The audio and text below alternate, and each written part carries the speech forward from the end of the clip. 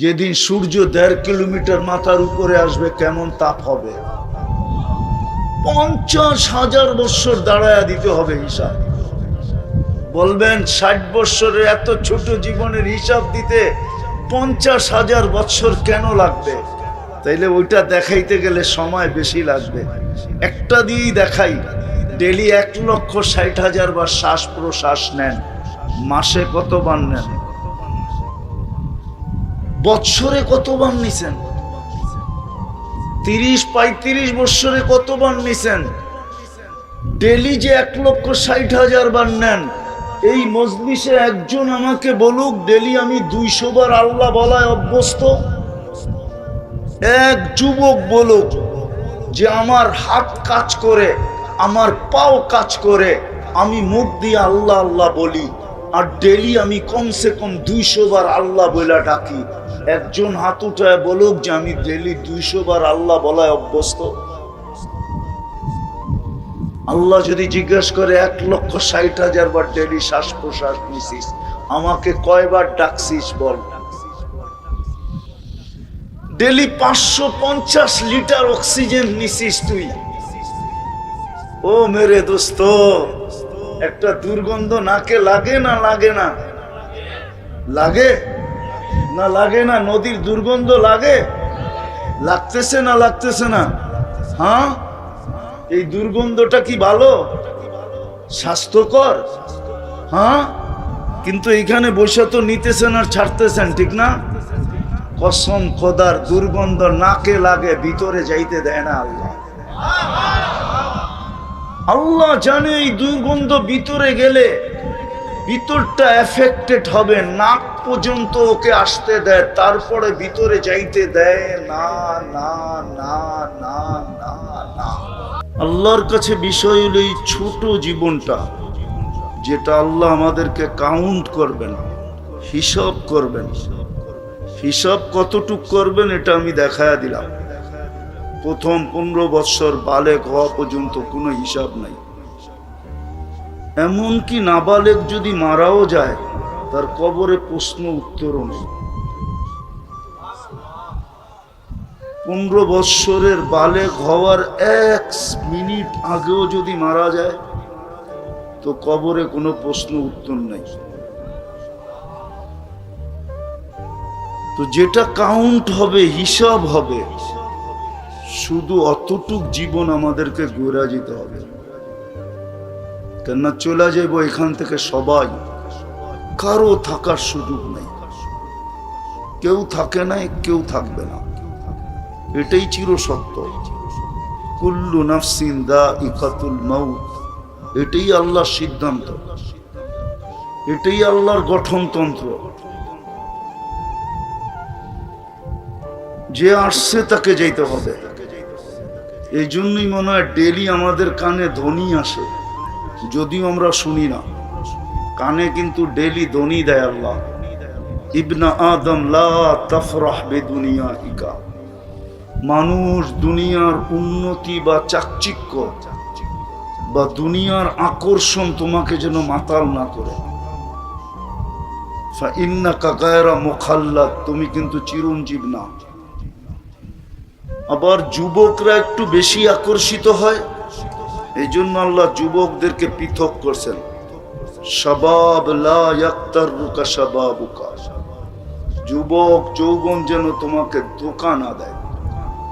কাম মিন শাব সাবাকাকা ইলাল মাউত, কত যুবককে তো আমরা যৌবন সহ কবরের কোলে শোয়ায় দিলাম। ইচ্ছা করলে তোমাকেও শোয়ায় দিতে পারি, কারণ আল্লাহ ইচ্ছা করতে দেরি হইতে দেরি হয় না। ইদা আরাদা শাইয়ান আইয়াকুলা লাহু কুন ফায়াকুন, বলতে দেরি হইতে দেরি হয় না। আল্লাহ বলে তোমাকেও কবরের কোলে শোয়ায় দিতে পারি। কিন্তু হ্যাঁ, আল্লাহ মানুষকে সুযোগ দেন, সত্য এটাই। একবারে ধরেন না, যদিও আল্লাহর ধরা বড় কঠিন। ইন্না বাতশা রাব্বিকা লাশাদীদ, আল্লাহর ধরা বড় কঠিন,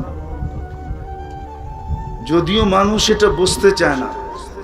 আল্লাহ মাঝে মাঝে প্রমাণ দেয়। এই জন্য আল্লাহ নিজেই বলছেন, অমাকারু, মানুষ অনেক এটাকে কি বলে প্ল্যান করে, অনেক কি করে প্ল্যান করে। অমাকারু অমাকার আল্লাহ, আল্লাহ নিজেরটা শেষে বলছেন যে তোমরা প্ল্যান করতে করতে করতে করতে যেখানে শেষে যে পৌঁছবে, বল একটা থাকবে, রান 6টা লাগবে। কি বল, রান? আল্লাহ বলে আমি এক বলে ছক্কা পিটায় দেখায় দিব। প্রমাণ তো আর দিতে হবে না, ঠিক না? এরকম প্রমাণ হাজারো দুনিয়াতে আছে। আল্লাহ বলে আমি শেষে খেলবো। তো যেটা বুঝাইতেছিলাম, যুবককে আল্লাহ সতর্ক করেন, আমাদেরকেও আল্লাহ সতর্ক করেন। আল্লাহ বুঝান, আল্লাহ বাধ্য করেন না। এই জমিনটা বাধ্য, বিদায় আমরা মহাশূন্যের এই জমিনের পিঠে বসবাস করতেছি। জমিনটা কোনো নিচে খুঁটি দিয়া দাঁড় করানো নাই, এটা মহা আকাশে ভাসমান। না ভাসমান না, এটা তো মানেন না? মানেন না? সূর্যটা ভাসমান, ঠিক না? সত্য তো? কে বাসায় রাখছে? আমাদের দুনিয়াটা ভাসমান, অক্সিজেনের উপরে বাসায় রাখছে, অক্সিজেনের বাতাসের উপরে বাসায় রাখছে। আবার শুধু ভাসমান না, এটা দৌড়ায়ও। ঘন্টায় 66,000 মাইল গতিতে সূর্যের পিছে দৌড়ায়। আবার এটা ঘুরেও, ঘন্টায় 1000 মাইল বেগে ঘুরতেছে। কিন্তু আল্লাহ বলে আমি জমিনকে বাধ্য করছি, বাধ্য। পিঠে যে থাকবে তোমরা থাকবে, তোমাদের গায়ে বাতাস লাগবে না। সূর্যটা দৌড়াইতেছে 100,000,000 কিলোমিটার বেগে, দুনিয়ার থেকে 13 লক্ষ গুণ বড়। তাও দৌড়াইতেছে। দুনিয়া সূর্যের পিছে দৌড়াইতেছে, সূর্য দুনিয়ার আগে দৌড়াইতেছে। সব বাধ্য করছেন। আল্লাহ বলে মানুষ তোমাকেও বাধ্য করতে পারতাম, আল্লাহ আমাদেরকে বাধ্য করতে পারতেন। বিশাল সৃষ্টি সব বাধ্য। এই জন্যই আল্লাহ বলছে উনদুর ইলাস সামাই ওয়া ইরতিফাইহা। আজ পর্যন্ত এই মজমা একজনও নাই, বুড়াও নাই, গুড়াও নাই, নারীরা শুনতেছে এরাও নাই, পুরুষরা শুনতেছে এরাও নাই, যে কেউ আজ পর্যন্ত আকাশটার দিকে তাকায়া কখনো এই কথা বলছি যে সুবহানাল্লাহ, তুমি খুঁটি ছাড়া দাঁড় করাইলা কেমনে? এই কথাটা আজ পর্যন্ত একজনও বলে নাই, একবারও বলে নাই। অথচ আল্লাহর হুকুম ছিল উনদুর ইলাস সামাই ওয়া ইরতিফাইহা, আকাশ দেখো, উচ্চতা দেখো। উনদুর ইলাস শামসি ওয়া শুআইহা, সূর্য দেখো আর কিরণ দেখো। উনদুর ইলাল বিহারি ওয়া আমওয়াজিহা, সমুদ্র দেখো আর তরঙ্গমালা দেখো। উনদুর ইলাল জিবালি ওয়া ইস্তিকরারিহা, পাহাড় দেখো এবং দৃঢ়তা দেখো। উনদুর ইলাল আরদি ওয়া ইত্তিসাইহা, জমিন দেখো আর প্রশস্ততা দেখো। দেখো সব বাদ্য, কুল্লু জালিকা ইউকাররিরু জালালি ওয়া জামালি, সব বাদ্য। কিন্তু আমাদেরকে বাধ্য করেন না, আমাদেরকে বুঝাইতেছেন যে তোমার জীবনটা কিন্তু ছোট। তুমি যেই কোনো মুহূর্তে আমার কাছে চলে আসবে, যেই কোনো মুহূর্তে আমার কাছে চলে আসবে। আমি চাইতে দেরি, তুমি আসতে দেরি হবে না। আল্লাহ চাইতে দেরি, থাবা মারতে দেরি করবে না। ও আখাযনাহু বাগতাতান, কোরআন বলে তোমাকে ছো মাইরা উঠায় নিয়ে যান। হোক না তোমার ঘর, কিন্তু তোমার ঘরের থেকেই উঠায় নিয়ে যাবে। হোক না তোমার অফিস থেকেই উঠে নিয়ে যাবে, হোক না চতুর্দিকে পাহারা বেষ্টিত জায়গা, ওইখান থেকে উঠে নিয়ে আসবে। শুধু সীমারেখা আসতে দেরি। বিদায় আল্লাহ আমাদেরকে বুঝাইতেছেন, বাধ্য করতেছেন না, ভালো মতে শুনতে হবে। আমি একটা জিনিস বুঝাইতে চাইতেছি, জীবনটাকে কিন্তু গইরা যেতে হবে, কাটায় গেলে চলবে না।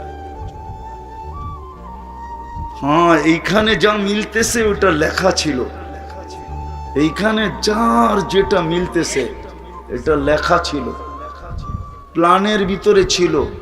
আর দুনিয়া বিত্তাকাদ্দুর এইখানে লেখা আছে, কিন্তু পরে যেই জায়গায় যাব ওটা লেখার উপরে নির্ভর না।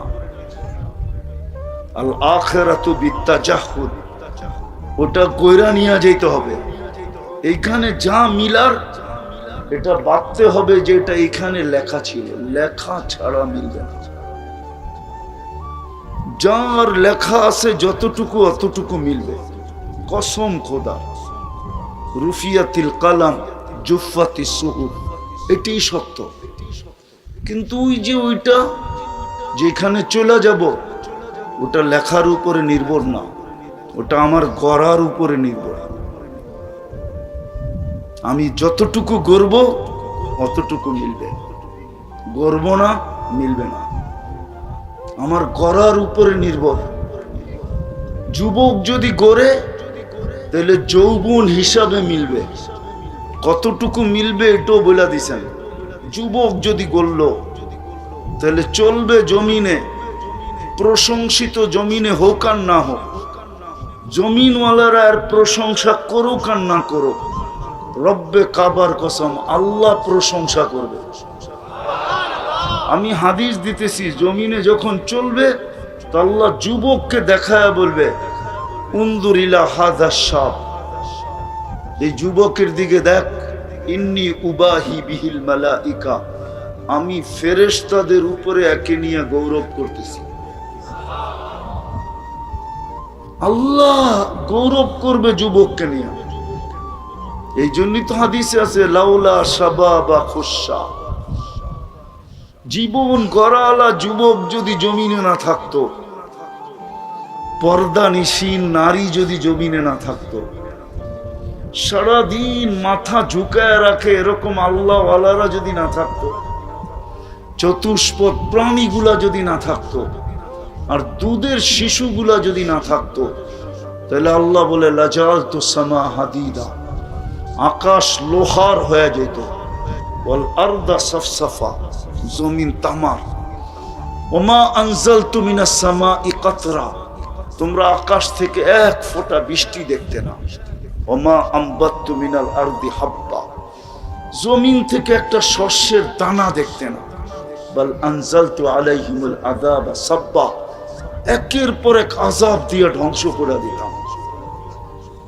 আপনি যদি প্রশ্ন করেন এত বড় রাগ কেন, তাহলে আমি প্রমাণ দিতেছি, রাগ হবে না তো হবে না কেন? ডেলি আল্লাহ কয়বার ডাকে? কয়বার? কে ডাকে? আল্লাহ কে? আল্লাহ কে? ওনার কতটুকু প্রয়োজন, আমরা কতটুকু প্রয়োজন রাখি? হায়াত কার হাতে? মৌত কার হাতে? সুস্থতা কার হাতে? অসুস্থতা কার হাতে? সবকিছু কার কাছে? ইন্দানা খাজাইন, বইনেই দিছে সব ভান্ডার আমার কাছে। যুবক যৌবন চাও তো আমার কাছে, ধনী ধন চাও তো আমার কাছে, রূপসী রূপ চাও তো আমার কাছে, সুস্থতা চাও তো আমার কাছে, সব ভান্ডার ওনার কাছে। আমরা সব মুহতাজ, মোকাপেক্ষী। ওই আল্লাহ ডেলি 5 বার ডাকে। কয়বার? কয়জন আসে মসজিদে? কয় ফ্যাক্টরিতে নামাজের জায়গা আছে বলেন? আজান হইতে দেরি, বাহিরে যাওয়া বুঝলাম নিষেধ, ফ্যাক্টরির ভিতরে জায়নামাজ বিছায় কয় ফ্যাক্টরিতে বলেন? বলেন, এখানে তো শ্রমিক আছে বহু, কয় ফ্যাক্টরিতে জায়নামাজ আছে, নামাজের জায়গা আছে? কয় ফ্যাক্টরিতে আছে? আমি দুনিয়া ঘুরা বলতেছি, নাহলে বলতাম না। অথচ ফ্যাক্টরির মালিক গায়রে মুসলিম, চাইনিজ, মালয়েশিয়ায় যান, প্রত্যেক ফ্যাক্টরিতে নামাজের জায়গা আছে। কেউ যদি প্রবাসী থেকে থাকে তাহলে আমার কথা সত্যায়িত করবে। অথচ গায়রে মুসলিম, চাইনিজ, বুদ্ধিস্ট, কিন্তু ওর নামাজের জন্য ফ্যাক্টরিতে জায়গা আছে। নামাজের সময় হলো নামাজের সময় দিবে, কিন্তু এখানে সব ফ্যাক্টরি মালিক মুসলমান, কোন ফ্যাক্টরিতে নামাজের জায়গা নেই। অথচ ডাকে কে? এটাকে ডেলি কয়বার? কতটুক মুখাপেক্ষী আমরা আল্লাহর? কতটুক? আরে বলেন না, শ্বাসে শ্বাসে মুখাপেক্ষী, শ্বাসে শ্বাসে। এক শ্বাস স্বাভাবিক নিতে দেওয়ার দাম দিতেছি আমি, দাম শুনাইতেছি। স্বাভাবিক শ্বাস নেওয়ার দাম কতটুকু? 2020-এ বাংলাদেশের এক শিল্পপতি করোনায় আক্রান্ত হয়ে যখন ভেন্টিলেটরে ছিল, ডাক্তারদেরকে বলছিল আমাকে স্বাভাবিক শ্বাস নিতে দাও, আমার সারা জীবনের সমস্ত সম্পত্তি তোমাদের নামে লেখা দিব। পত্রিকায় আছে, পত্রিকায়। আমি নাম বললাম না, নাম বললে সবাই চিনবেন। শুধু স্বাভাবিক শ্বাস নেওয়ার দাম এটা। সারাদিন নিতে দেয় কে? কয়বার নিতে দেয়? ডেলি সারা দিনে 1,60,000 বার নেই আর ছাড়ি,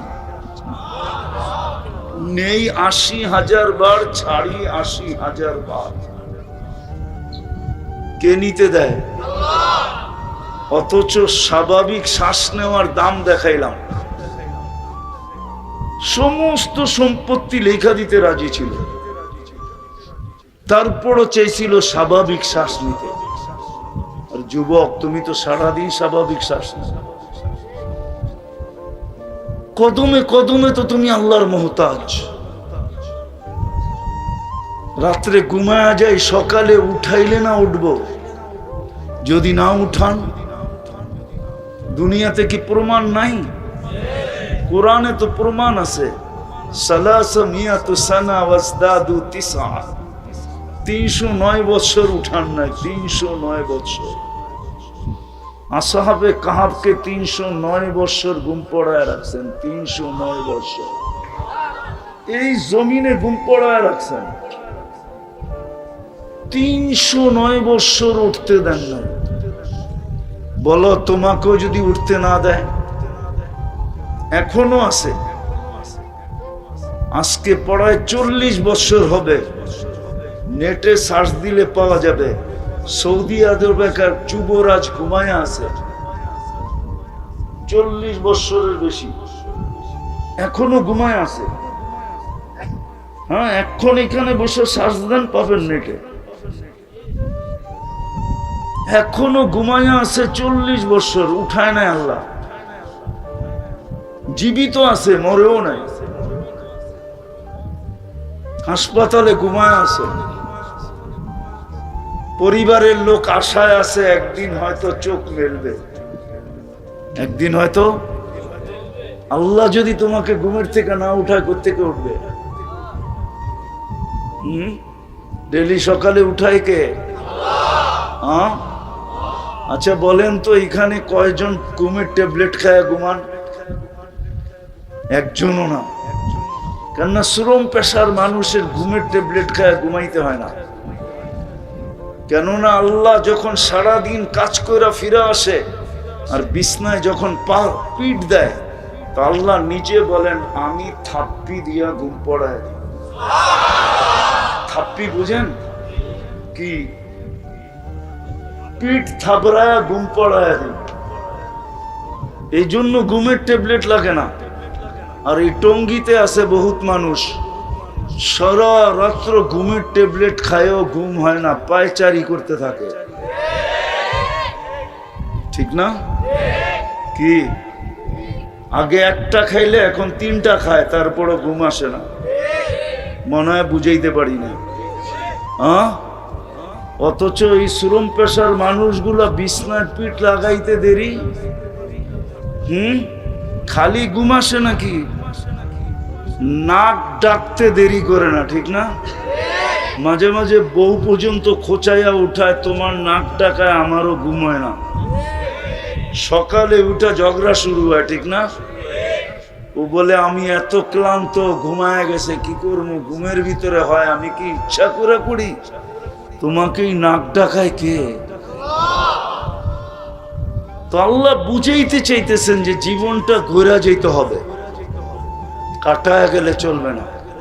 কিন্তু একটা প্রশ্নের জায়গায় চলে আসছি আমি, কথা লম্বা হবে না, আমি জানি কালকে কর্মদিবস, এই জন্য লম্বা হবে না, আমি কথাকে গুছায় নিয়ে আসতেছি। আল্লাহ করুক আজকে বুঝে আসো। কিন্তু একটা প্রশ্ন হইতে পারে যে আমি জীবনটা গর্ব তো গর্ব কি কইরা?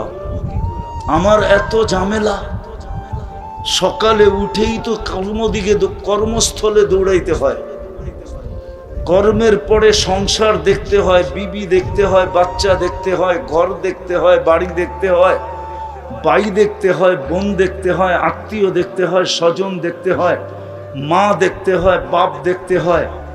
সবকিছু দেখার পরে আমাকেও তো দেখতে হয়।